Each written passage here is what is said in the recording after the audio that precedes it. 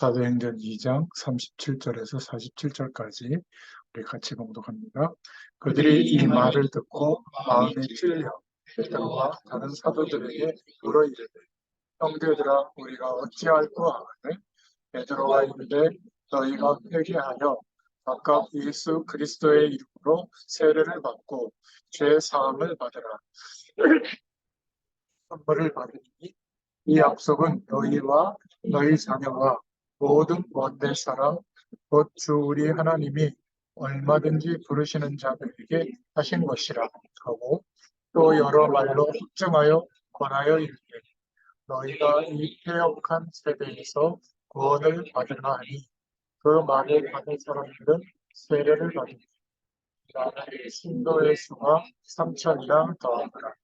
그들이 사도의 가르침을 받아 서로 교제하고 떡을 떼며 오로지 기도하기를 일셈이라. 사람마다 두려워하는데 사도들로 말미암아 기사와 표적이 많이 나타나니 믿는 사람이 다 함께 있어 모든 물건을 서로 통용하고 또 재산과 소유를 팔아 각 사람의 필요를 따라 나누시며 날마다 마음을 붙이며 성전에 모이기를 쓰고 집에서 떡을 떼며 기쁨과 순수한 마음 음식을 먹고 하나님을 찬미하며 또 온 백성에게 칭송을 받으니 주께서 구원받는 사람을 날마다 더하게 하시리라. 네? 오늘 사도행전 2장 37절부터 47절의 말씀을 통해서 사도행전 7번째 시간인데요. 초대교회의 모습이라는 제목으로 은혜를 나누겠습니다.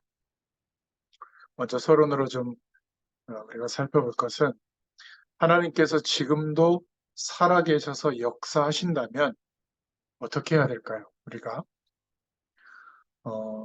이 당시 초대교회는 아무런 힘이 없었는데 예루살렘과 사마리아와 세계에 복음이 전달되도록 하나님께서 축복하셨습니다. 지금도 이런 역사가 우리에게 일어날 수 있는가? 오늘 말씀해 보니까 표적과 기사가 나타나고 날마다 구원받는 숫자가 늘어갔다라고 했는데요. 옛날이나 지금이나 하나님의 능력을 믿는 사람이 있고 아무리 말씀을 들어도 안 믿는 사람이 있습니다. 믿는 자들에게는 하나님의 놀라운 증거들이 일어났습니다. 지금도 그렇게 역사하고 있어요.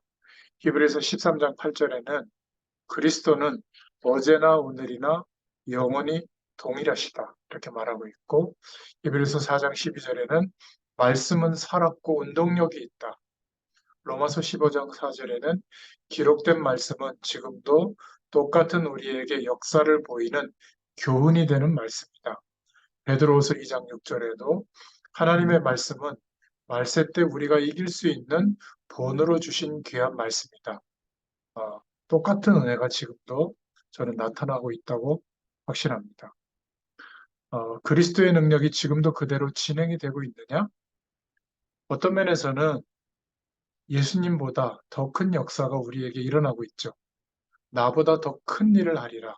요한복음 14장 12절에 예수님이 하신 말씀인데 예수님은 이스라엘 땅에서 복음을 전파하시다가 부활하셔서 승천하셨지만 제 아들에게 너희는 저 인도도 갈 것이고 땅 끝까지 여러 곳에 가게 될 것이다. 그런 의미에서 나보다 더 큰 일을 하게 될 것이다. 이런 의미로 말씀하셨는데요. 지금도 홍해가 갈라지느냐? 저는 더 큰 일이 벌어지고 있다고 봅니다.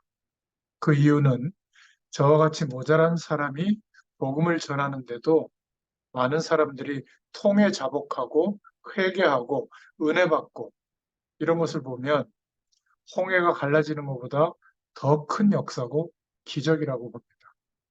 저는 목회를 따로 하고 있지 않잖아요. 그러니까 어떤 면에서는 목회를 하는 목사님들보다 좀 사람들에게 영향을 줄 수 있는 통로가 적죠. 일주일에 딱 한 번 말씀 심부름하는 거 외에는 없어요. 만남이나 이런 것이. 그런데 이렇게 변화되는 사람들을 저는 보거든요. 삶이 변하고 가정이 변하고 산업 현장에 하나님이 역사하는 것을 봅니다. 저는 이게 홍해가 갈라지는 것보다 더 큰 기적이라고 보거든요. 저같이 모자란 사람이 복음을 전했는데 이게 멈추지 않고 전도의 문이 열리고 하나님의 역사가 일어나는 것을 보는 거예요. 지금도 하나님의 역사는 똑같이 믿는 자에게 계속 이루어지고 있습니다. 우리에게 많은 소망도 주셨고 하나님 나라 갈 수 있는 그리스도의 비밀한 문들을 전부 열어주셨죠. 그렇다면 오늘 지금 나의 현장에서 어떻게 하면 이런 하나님의 역사가 일어날 수 있겠는가? 이게 굉장히 중요한데요. 지금도 하나님이 나와 함께 계시고 살아계시다면 어떻게 해야 될 것인가? 오늘 붙잡아야 될 하나님의 말씀입니다.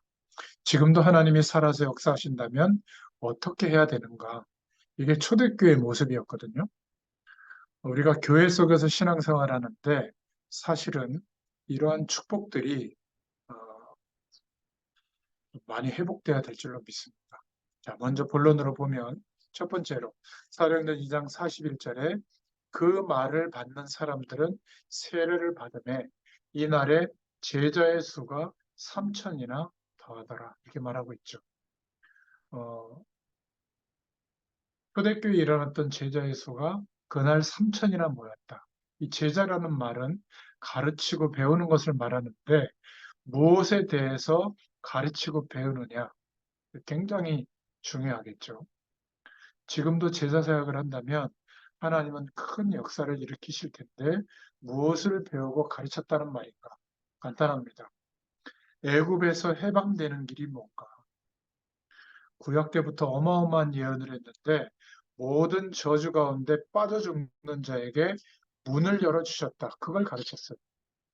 아무리 해도 애굽에서 못 빠져나왔는데 6월절 피 뿌리는 날, 운설주에 피 바르는 날 빠져나왔다. 그것을 배우고 가르친 겁니다. 초대교회가 모여서 그렇게 많은 공부를 할 수 있는 여건이 안 됐죠. 한 가지 주제를 놓고 잘 가르치고 배운 겁니다. 저와 여러분이 이 부분을 눈치채지 못하면 성경 말씀을 붙잡고 또 방황해야 되는 거예요. 애굽에서 양의 피 바르는 날 빠져나왔다. 이게 성경이 말하고 있는 비밀입니다. 초대교회는 이걸 가르친 거거든요. 왕하고 모세하고 말씨름할 때 주제가 이거예요. 우리를 내어보내달라. 왜 가려고 하느냐? 우리가 나가서 희생 제물을 드려야 되겠다. 희생 제물 여기서 드리면 안 되냐? 나가야 되겠다. 그러면 가서 드리고 와라. 아이들은 놓고 가라. 이런 주제로 다투고 있는 거거든요. 희생 제물이 뭐냐면 양을 잡아서 피를 뿌리는 제물이에요.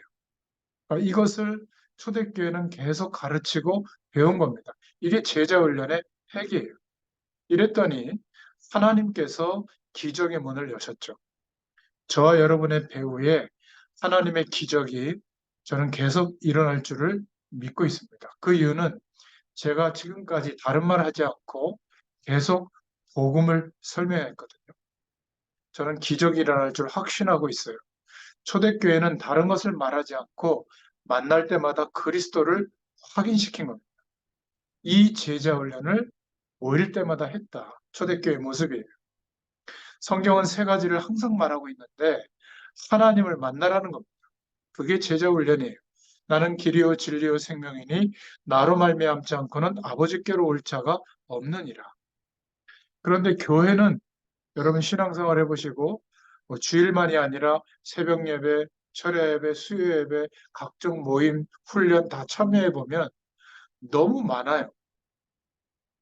그래서 너무 많은 기준들 때문에 하나님을 만나라고 말하고 있는 성경의 핵심이 흐려질 가능성도 있어요. 초대교회는 너무 많이 모일 수도 없었지만 하나님을 만나라. 만나는 길은 그리스도밖에 없다. 이것을 계속 훈련시켰던 겁니다. 두 번째, 성경은 세상을 이기는 비결을 우리에게 말하고 있는 겁니다. 저주 가운데 빠져 있던 우리, 이 세상을 이기는 비결. 로마서 8장 2절에 예수 그리스도의 생명의 법, 곧 생명의 법이, 성령의 법이 죄와 사망의 법 아래 있던 너희를 해방시켰다. 이거를 놓치면 헷갈립니다. 성경이 말하는 세 번째는 뭐냐면 영적인 문제가 들이닥치고 흑암의 권세에 사로잡혀 있는데 여기에서 빠져나오는 길은 예수 그리스도를 믿는 길 외에는 없다. 너무 쉬운 얘기라서 제자훈련의 내용이 안 될지 모르겠는데 초대교회는 이것을 계속 설명하고 확인하고 응답을 누린 겁니다. 영적인 문제, 어마어마한 흑암의 권세가 지금 산업 현장에 있는 사람들을 누르고 있는 겁니다. 못 빠져나와요. 돈 문제라고 생각하고 거래처 문제라고 생각하고 뭐 여러 가지 부도나는 문제, 뭐 계약 위반하는 문제, 뭐 그 뭐라고 소비자들의 문제라고 생각하지만 아닙니다. 흑암 권세가 누르고 있는 거거든요. 여기에서 빠져나오는 길은 갑자기 막 잘 되는 그게 아니에요.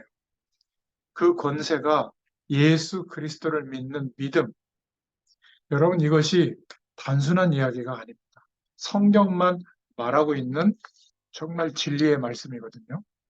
여러분의 마음에 맞다라고 인정되기를 축원합니다. 그 세 가지 이름, 선지자, 제사장, 왕의 축복이 합쳐진 이름이 그리스도죠. 왜 여기에 대한 감동이 없을까? 물론 감동 있는 사람들도 꽤 많지만 대다수의 교인들은 여기에 감동이 없어요. 내가 교회에서 어떤 위치를 맡아서 어떤 일을 해내고 사람들 앞에 어떤 인정을 받고 평가를 받는 것, 여기에도 감동이 있습니다. 그러다가 어느 시간이 되면 당연히 다른 사람이 또 그 일을 할 거 아니에요? 그럼 거의 여전도회장, 총회장, 우리 교육자들도 보면 고교육자들도 중요한 일을 하다가 이제 못 맡게 되면 그때 이제 교회 떠나요. 개척할 시즌. 그게 나쁘다는 게 아니라 진짜 우리가 어디에 감동이 있는가. 근데 왜 그렇지 못할까요? 우리 자신의 부족함도 있지만 고린도후서 4장 4절부터 5절에 미혹의 영이 혼미하게 만들어서 그렇다. 그리스도의 빛을 알지 못하도록 한다. 기억하셔야 됩니다. 잘 안 될 때는 주님 다 바라봐요. 그래야 좀 괜찮을 때, 좀 중요한 어떤 응답들이 올 때, 이때 더 그리스도를 향할 수 있기를 축원드립니다. 누가 뭐래도 저와 여러분은 하나님을 만나야 되고, 누가 뭐래도 저주에서 이겨야 되고, 누가 뭐래도 흑암 권세, 사단의 권세에서 이길 줄로 믿습니다. 여기에서 빠져나오는 길은 없어요. 그리스도밖에 없습니다.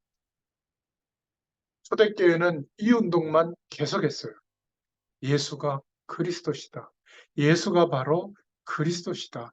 하나님을 만나지 못하고 영적인 권세를 가지지 못하고 세상이 이기는 법을 모르면 아무리 공부하고 노력해도 결국 나의 한계 안에서만 움직일 뿐입니다.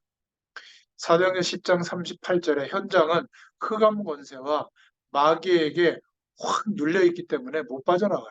이 눈이 열려져야 되는 겁니다. 에베소서 2장 2절에 공정권세 잡은 자에게 눌려있기 때문에 못 빠져나와요. 흑암 권세에 눌려있는 겁니다. 이런 제자 훈련을 했죠. 예수 믿는 지 10년 이상 된 분이 전도가 다냐? 우리가 사업을 다 해놓고 살만하게 됐을 때 돈 벌어서 전도하는데 후원해야 되지 않겠냐? 이렇게 말하는 분이 있어요. 뭐 일리는 있죠. 제 속으로는 이분이 아직 그리스도에 대해서 잘 모르는 게 아닐까? 그렇게 생각했습니다. 저와 여러분이 사업하기 전에, 사업할 때, 사업을 마치고 사업이 진행되는 동안에 저와 여러분의 사업에 성령께서 임하셔야 되는 겁니다. 그 축복이 그리스도의 축복이에요. 이걸 모르면 큰일 나죠. 저와 여러분이 사업하기 전에 저와 여러분에게 묶여있던 모든 저주에서 빠져나와야 되는 거예요. 사단의 세력을 결박시켜야 되는 거예요. 이게 그리스도의 축복입니다. 이걸 말해주는 게 전도예요. 어떤 사람은 나는 결혼하고 난 뒤에 예수 믿겠다. 나는 저 사람하고 결혼해서 예수 믿겠다. 그거는 너무너무 모르는 소리입니다. 예수 안 믿는 사람은 그 누구든지 지위 고하를 막론하고 연, 월, 일, 시, 사주에 빠져 있어요. 묶여 있습니다. 틀림없어요. 여기에 운명이 두 개씩 붙는다고 하잖아요. 2, 4, 8. 그걸 보고 팔자라고 하죠. 거기에서 못 빠져나온 사람이 무슨 사업을 하고 근본 문제를 해결하지 못하고 있는데 어떻게 가정을 꾸리겠습니까? 최선을 다하는데도 안 돼요. 이것을 본격적으로 가르치는 게 초대교회에서 했던 제자훈련. 너희는 가서 모든 족속으로 뭐 해라? 이거를 설명해 줘라. 알게 될 때까지 제자 삼아라. 이러니까 하나님이 기뻐서 축복의 문을 막 열어주신 겁니다. 부흥하려고 노력한다는 것 자체가 뭔가 한계가 온 거거든요. 초대교회의 모습은 아닌 거예요. 진짜 지식이 뭐죠? 이런 현장의 모습을 알아야 되는 겁니다. 과학은 현장에 벌어지는 일들을 사실대로 아는 게 과학적 사고잖아요. 지금 우리나라는 50만 무당과 역술인 50만 명이 계속 증가하고 있어요. 어떻게 할 겁니까?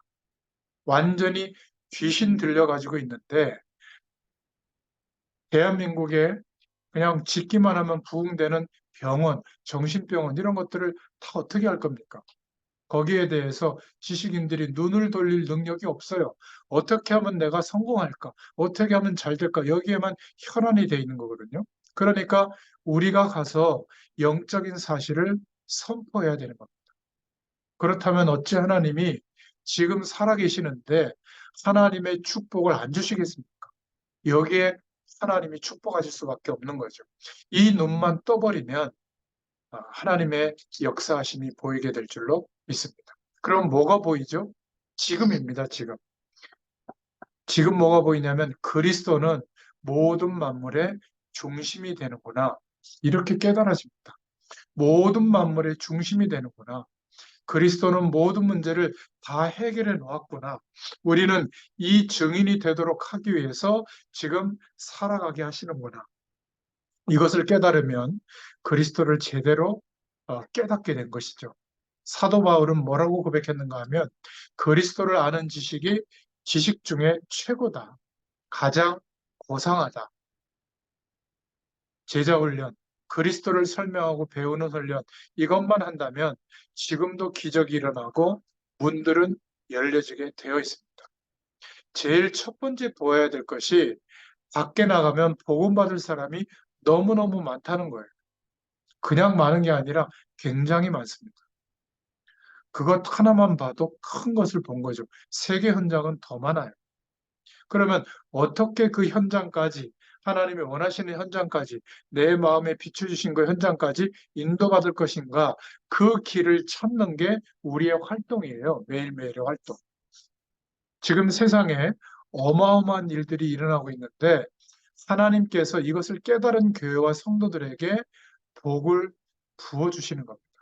이걸 깨달은 안디옥 교회에 그 당시에 어마어마한 기근이 왔는데 상관없게 하셨죠. 오늘 당장에 사실 걱정하던 모든 것을 걷어치우고 예수 이름으로 기도하면 저와 여러분에게 성령 하나님께서 임하게 되어 있습니다. 오늘 모든 것을 좀 멈추고 예수 이름으로 계속 기도하면 저주의 세력은 떠나가게 되어 있는 줄로 믿습니다. 흑암 권세는 묶임받게 되어 있어요. 온 세상에 이 사실을 전파해야 될 이 일의 증인으로 저와 여러분을 부르신 줄로 믿습니다.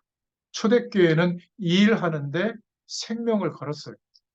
하나님이 초대교회에 힘을 주어서 세계를 살리게 했죠. 저는 오랫동안 현장에서 하나님의 말씀을 심부름하다 보니까 사실이구나. 이거를 많이 확인했거든요. 여러분 개인에게도 이 증거를 붙잡을 수 있기를 바랍니다. 두 번째로 초대교회가 어떤 모습이었을까? 사도행전 2장 42절에 저희가 사도의 가르침을 받아 서로 교제하며 떡을 떼며 기도하기를 전혀 힘쓰니라.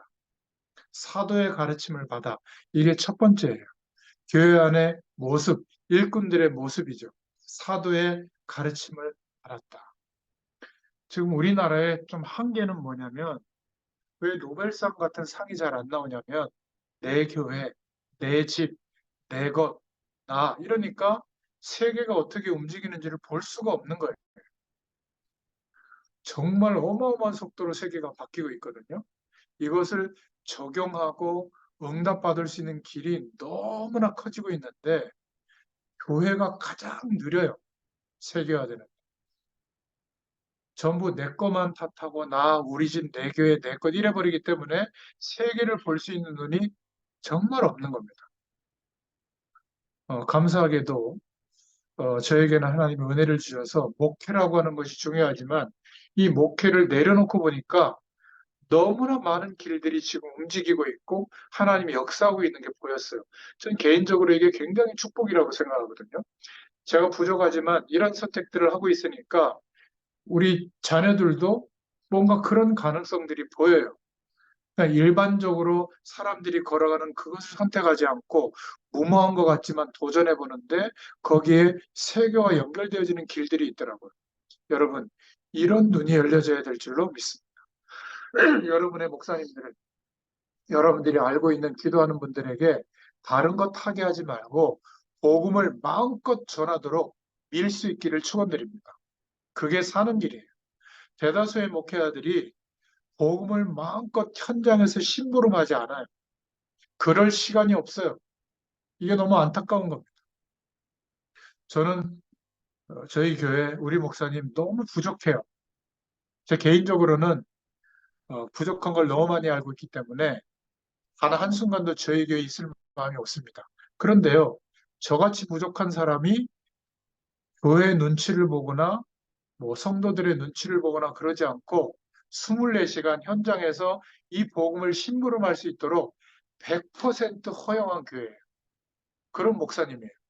저는 대한민국에 세계교는 모르겠고 대한민국에 이런 게 없다고 봅니다. 저는 이거 하나만으로도요. 그 모든 힘든 거 다 넘어설 수 있어요. 저는 제일 좋은 교회라고 생각하거든요. 이런 면에서. 이게요, 참 쉽지 않습니다. 제가 우리 교육자들 중에서 사례비 선교사님들 빼고는 제일 많이 받을 거요. 근데 우리 교회에 육신적으로 하는 역할은 거의 없어요. 좀 미안하고 죄송한데. 그런데 한 번도 목사님이 저를 불러서 왜 실적 안 내나 이렇게 말한 적이 없으세요. 오히려 눈치는 뭘 눈치 주는지 아세요? 열심히 좀 하지 마. 제가 그래서 보고를 많이 줄여요. 딴 교회는 보고를 많이 늘려서 하잖아요. 한 10분의 1만 줄여도 그걸 열심히 한다고 보시거든요. 왜? 아직 시작도 안 했다는 거예요. 하나님이 하시니까. 정말 중요한 것은 사도의 가르침을 받아 뭐하며 교제하며 그랬습니다. 이 교제라는 말은 친하게 지내고 밥 먹고 아유 막 말 잘하고 그게 교제가 아니에요. 내가 평일에 하나님께 시간을 정해놓고 계속 기도하고 말씀을 묵상하잖아요. 성령의 인도를 받게 됩니다. 이 응답을 누리다가 교회에서 만나는 사람들에게 이 사실을 서로 이야기하고 나누는 게 교제예요. 부부간의 교제가 뭐죠? 남편도 그리스도를 쳐다보고 가고 부인도 그리스도를 쳐다보고 가다가 둘이서 잘 걸어갈 수 있도록 손을 잡는 게 교제예요. 이게 그리스도 안에서 누리는 사랑이죠.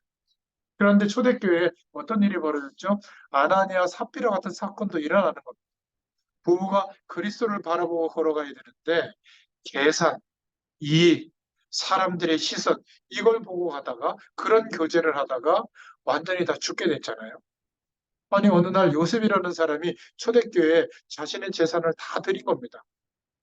오늘날로 말하면 땅을 다 갖다 바친 거죠. 교회에서 막 할렐루야 박수치고 난리가 난 겁니다. 이러다가 아나니아가 가만히 생각해 보니까 중직자였던 것 같아요. 걱정이 된 겁니다. 그러면 내 위치는 어떻게 되지? 이 사람들이 어, 저러면 나중에 장로는 저 사람이 되겠네, 요셉이 되겠네? 이런 생각이 왔던 것 같아요. 그럼 나는 교회의 위치가 어떻게 될까? 이러니까 속에서 막 확 뭔가 딴 불이 붙기 시작한 겁니다. 성경은 그때 뭐라고 말하지 않아요? 사단이 충만하여 이렇게 기록돼 있어요. 이래가지고는 손을 덥석 들고 저도 제 땅을 다 바치겠습니다. 재산을 다 바치겠습니다.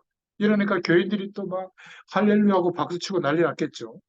집에 와서 생각해 보니까 이 두 부부가 고민되기 시작한 겁니다. 이 땅을 다 바치고 돈을 다 바치면 어떻게 살까? 자식 교육은 어떻게 할까? 그러면 다 낼 거 뭐 있냐? 반은 우리가 쓰고 반은 내면 될 거 아니냐? 뭐 어차피 우리 건데. 이래가지고 아나니아가 베드로에게 다 드리는 것처럼 했죠. 베드로는 그때 성령 충만했었거든요. 아나니아야, 내가 어떻게 하여 사단이 가득하여 내가 성령을 속이느냐? 내 것이 아니냐? 내 마음대로 할 수 없었더냐? 안 되면 누가 뭐라고 하겠냐? 왜 하나님의 성령을 속이느냐? 오늘 하나님이 내 영혼을 불러갈 것이다. 이래서 죽어버리게 된 겁니다. 삽비라는 집에서 가만히 기다리고 있는데 남편이 올 때까지 말이죠. 여러 가지 상상을 했겠죠. 지금쯤 교인들이 얼마나 은혜 받을까? 내 남편이 박수받게 있겠지. 근데 안 온단 말이에요. 살금살금 왔을 때 베드로 사도가 또 묻는 겁니다. 그 돈이 전부냐? 그렇습니다. 네가 어째서 거짓말하여 성령을 속이느냐? 남편을 메고 간 장례 치는 사람들이 도착하리니 혼이 떠날 것이다. 이래서 죽는 거예요. 돌이 둘이 죽이 맞아가지고 교제도 교제 나름이에요. 여러분, 정말 그리스도 안에서 모든 성도가 하나님을 바라보고 걸어가다가 만날 때 그게 서로 교제하며 알게 되기를 축원합니다. 그러니까 어떤 일이 벌어졌죠? 떡을 떼며 기도하기를 전혀 힘쓰니라. 이게 그냥 메시지가 아니라 놀라운 메시지죠. 떡을 뗀다는 말이 뭐죠? 그리스도의 구원의 감격을 날마다 확인하며 뭐에 힘썼다고요? 일에 힘쓴 게 아니라 기도하기에 전혀 힘쓰니라. 오늘 이 메시지를 듣는 여러분들 중에 어려움 당하는 분이 있습니까? 예수 그리스도의 이름으로 계속 기도하다가 답을 얻기를 바랍니다. 답만 나오면 그때부터는 해결되기 시작하죠. 본격적으로 기도해 보면 성령께서 답을 주실 거예요. 그러니까 어떤 일이 벌어지죠? 막 기사가 나타나고 표적이 나타나고 44절에 보니까 믿는 사람이 다 함께 있어 모든 물건을 서로 통용하고 이거는 그냥 구제한 게 아니에요. 그냥 네 것 내 것 없이 막 서로 사랑하면서 도와주고 그렇게 된 것이죠. 은혜를 받으니까 저 사람이 어려움 당하는 거는 볼 수가 없는 거예요. 그래서 재산과 소유를 팔아 각 사람의 필요를 따라 나누어 주고 46절에 보면 날마다 마음을 같이하여 성전에 모이기를 힘쓰고 날마다 모였다는 말이 돼요. 다음에 집에서 떡을 떼며 기쁨과 순전한 마음으로 음식을 먹고 애찬을 나누고 그리스도의 사랑을 나누게 된 거죠. 이 초대교회의 모습 때문에 40절에 하나님을 참여하며 또 온 백성에게 칭송을 받으니 주께서 구원받는 사람을 날마다 더하게 하시니라. 기억해야 될 게 있습니다. 초대교회는 집에서 모이고 성전에서도 모였죠. 그리고 나와 함께 계신 그리스도의 비밀을 내가 일하고 있는 직장에서 말하기를 시작한 겁니다. 나와 함께 계신 그리스도를 산업체에서 말하기를 시작했죠. 이렇게 하니까 또 오해합니다. 전도하자 이러는데 그게 아니에요. 여러분, 보디발, 그 주인이 요셉을 보니까 발견한 게 있는데, 저 요셉을 보니까 하나님이 분명히 계시구나. 두 번째, 하나님이 저 요셉과 함께 하시는구나. 세 번째, 하나님께서 요셉에게 범사에 함께 계시는구나. 이걸 본 거예요. 그러니까 열쇠를 전부 맡기고 내 아내, 가족 외에는 말고는 내 마음대로 해라. 전부 다 맡겼죠. 이러니까 여호와께서 요셉을 위하여 이렇게 말씀하고 있잖아요. 요셉을 위하여 보디발의 집, 밭에까지 복을 허락하셨다. 저는 하나님의 말씀이 사실이라고 믿고 있습니다. 이런 놀라운 축복이 저와 여러분이 서 있는 곳마다 가는 곳마다 그렇게 역사하시려고 사도행전의 말씀을 보게 하시는 줄로 믿습니다. 요셉을 보니까 좌우지간 하나님이 분명히 계신다. 이게 전도운동이에요. 이 전도운동이라는 것은 막 예수 믿으라고 전도에 돌리고 고함 지르는 게 아니에요. 우리를 쳐다보니까 주님께서 살아계신 증거가 나타나는 겁니다. 앞으로 우리나라 복음화와 세계 복음화가 이루어질 거예요. 그 이유는 그리스도만 말하면 됩니다. 그러면 축복도 능력도 다 따라오게 될 줄로 믿습니다. 우리는 모자라지만 주님이 우리와 함께 하셨다는 사실을 말하는 게 전도인 줄로 믿습니다. 저와 여러분이 가는 곳에 하나님이 역사하실 거예요. 저의 신앙인데요. 제가 가는 곳에, 말씀 심부름하는 곳에 그 사람들에게, 그 산업 현장에 하나님의 복이 임할 것이다. 그 이유는 주님이 제 안에 계시기 때문에 그렇습니다. 여러분 가는 곳에 주님이 역사하실 거예요. 왜 그렇죠? 주님이 여러분과 함께 계시기 때문에. 이게 전도예요. 내가 너희를 부른 것은 너희와 함께 있기 위함이요 또 나가서 전도도 하며 귀신을 내어쫓는 권세를 주시기 위함이니라. 주님께서 또 뭐라고 말씀하셨죠? 나를 따라오너라. 내가 너희로 사람을 낚는 어부가 되게 하려 함이라. 이런 역사들이 자꾸만 일어나게 되는 거죠. 그래서 47절에 하나님을 찬미하며 또 온 백성에게 칭송을 받으니 주께서 구원받는 사람을 날마다 더하게 하시니라. 아멘이죠. 그래서 오늘 이 말씀을 통해서 내릴 결론입니다. 어떤 결론을 내릴 수가 있죠? 우리가 살고 있는 지역, 그 현장에 대한 하나님의 계획이 분명히 있습니다. 브리스길라 부부가 로마의 법이 바뀌어서 외, 외국인들은 출국 명령이 내려졌거든요. 그래서 고린도에 도착하고 전도자 바울이 고린도에 도착해서 만난 겁니다. 그 지역에 고린도 지역에 하나님의 계획이 있는 거예요. 저와 여러분이 살고 있는 현장, 그 산업 분야에 하나님의 계획, 하나님의 뜻이 있는 줄로 믿습니다. 이것을 꼭 발견하세요. 두 번째 결론은 만남의 축복입니다. 여기에 하나님의 계획이 있습니다.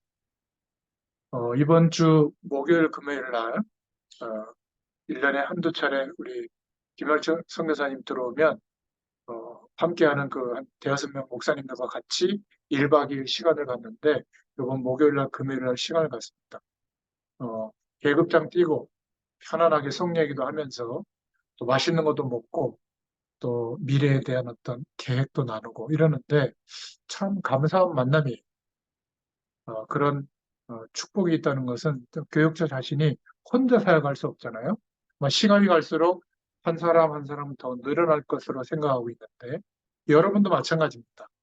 브리스길라 부부와 바울과의 만남, 여러분 주의 종과 주의 백성과의 만남에는 하나님의 뜻이 있습니다. 평신도 분들이 가장 참 바보 같은 게 뭐냐면 교회에서 막 이상한 소리하고 목사님들 막 약 올리고 이게 바보가 하는 짓이에요. 목사님들을 뭐하게 만들어야 되냐면 힘나게 만들고 자꾸 기도하게 만들고 복음 전하도록 자꾸 뒤에서 밀 수 있기를 바랍니다. 그게 잘하는 평신도 분들이에요. 뒤에서 힘 빠지게 하고 신경 쓰이게 하고 그러면 그게 손해죠. 주의 종들에게는 축복권, 예배권, 판결권이 있는데 이게 막 흐트러지면 성도들이 손해지 않겠습니까? 그죠? 자, 세 번째 내릴 결론은 브리스길라 부부가 천막 짜는 작업을 했는데 이 업을 가지고 세계복음화의 축복을 발견한 겁니다. 저는 여러분들이 하는 일에 승리하게 되기를 항상 기도합니다. 여러분 사업을 개발하기를 바라고 여러분 만난 사람은 절대 여러분을 잊을 수 없도록 여러분과 한 번 거래한 사람은 두 번 다시 잊어버리지 않도록 그렇게 멋있게 일할 수 있기를 바랍니다. 브리스길라가 얼만큼 사업을 잘했냐고 하면 바울을 돈을 가지고 도와준 정도가 아니에요. 함께 하면서 따라다니면서 복음을 전한 겁니다. 이게 무슨 말이죠? 밑에 일꾼을 철저히 키워 넣었다는 말도 돼요. 여러분 혼자 하지 마시고 함께 할 사람들을 세울 수 있기를 바랍니다. 그래서 사도행전 18장 4절에 보면 회당을 찾아 들어가고 말씀 운동을 폈던 인물이 브리스길라 부부죠. 오늘 기억하시길 바랍니다. 왜 우리가 참으로 우리가 있는 현장, 지역에서 승리해야 되느냐? 이 복음의 말씀 운동을 펴야 되니까. 우리가 왜 교육자들을 돕고 세워야 되느냐? 말씀 운동을 펴야 되니까. 왜 주의 백성들을 사랑해야 될까요? 말씀 운동을 펴야 되니까. 왜 우리는 산업 현장에 지금 경제활동과 돈을 벌어야 되느냐? 말씀 운동을 더 펴야 되니까. 여러분, 이 기도 제목을 가지고 계속 기도할 수 있기를 바랍니다. 여러분들이 하나님 보시기에 흡족한 선어민으로 설 수 있기를 축원드립니다. 말씀 운동 펴야 되기 때문에 정말로 하나님의 사람들이 여러분의 현장에서 찾아지기를 기도합니다. 초대교회는 이런 복음 운동들이 계속해서 번져나갔습니다. 오늘 말씀을 굳게 붙잡고 승리하시는 여러분 되시기를 축원드립니다. 하나님 감사합니다. 초대교회의 모습처럼 우리에게도 동일한 은혜가 있게 하여 주시옵소서. 복음의 사실이 우리의 기준이 되게 하시고 또 복음이 가리키고 있는 그 방향이 우리의 산업의 이유가 되게 하시며 우리의 당면한 모든 현실 속에 그리스도의 능력을 붙잡고 기도하다가 하나님의 역사를 보게 하여 주시옵소서. 이 모든 일에 초대교회와 같이 증인의 한 사람으로 현장에 세워지도록 하나님께서 역사하여 주시옵소서. 예수님의 이름으로 감사하며 기도드렸습니다. 아멘. 감사합니다.